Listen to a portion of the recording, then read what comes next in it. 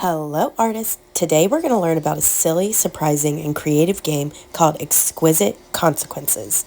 It's a drawing game inspired by some of the most imaginative artists in history.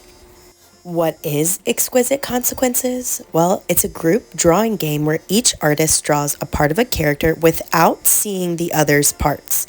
When you unfold the paper with the different parts of your creation drawn by different artists, boom, you get a crazy, surprising creature.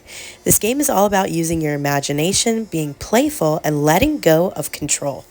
This game was created by a group of Surrealist artists. But what is Surrealism? Surrealism was an art movement about dreams, surprises, and weird ideas from your imagination. Surrealist artists believe your brain can make amazing art if you just let it go wild.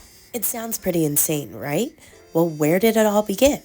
Around 100 years ago, a group of artists, poets, and thinkers in Paris, France, started playing creative games like this in cafes. They wanted to break the rules of boring, serious art. They made art that felt like dreams or puzzles. Let's meet some of these surrealists.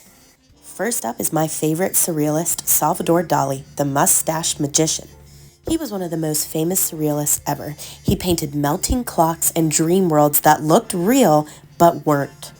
Dalí once showed up to a party in a diving suit because he said he was diving deep into his imagination. He was originally from Spain and he had a pet ocelot named Babu. Now let's meet Leonora Carrington. She painted magical animals, flying horses, and mystical worlds. She loved myths and fairy tales and once wrote a story about a hyena wearing a dress to a fancy dinner party. She was born in the United Kingdom but lived most of her adult life in Mexico City. Now let's check out André Breton. He was born in France and he was the captain of the Surrealists. He believed art should be like a dream or a poem. He helped invent the game Exquisite Corpse, what we call Exquisite Consequences, at his cafe table in Paris. And last but not least, René Magritte. He liked to paint totally normal looking things in totally weird ways, like a train popping out of a fireplace or a man whose face is hidden by a floating apple. He was a school dropout and he loved to start fights, and he even gave all of his dogs the same name. He was kind of a weird guy. Now that we've met some of the surrealists, why did they even play the game Exquisite Consequences? It's simple, really.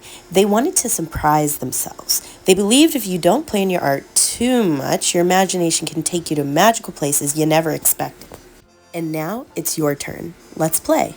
You'll fold your paper and draw without peeking. Pass it along to the next person. You'll do the head first, then somebody else will do the body, and then somebody else will do the legs. Then you can pass it back to the original artist who can outline everything and add some color. No peeking, no pressure. Just have fun, be creative, and let's see if you can make the weirdest thing I've ever seen. I can't wait to see what you create today, and check out my handouts on my Teachers Pay Teachers.